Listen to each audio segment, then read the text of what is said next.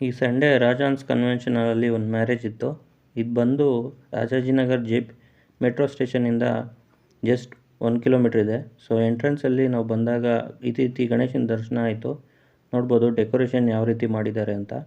And ಮೊದಲು snacks ಕೊಟ್ಟರು, ice cream ಮತ್ತು ಕ್ಯಾಪ್ಸಿಕಮ್ ಬಜ್ಜಿ.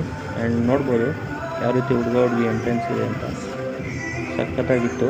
ಸೊ ಫುಲ್ ಫೇರಿ ಟೈಲ್ ವೈಬಲ್ಲಿ ಇದೆ, ನೋಡ್ಬೋದು ಯಾವ ರೀತಿ ಇದೆ ಅಂತ ಹೇಳ್ಬಿಟ್ಟು.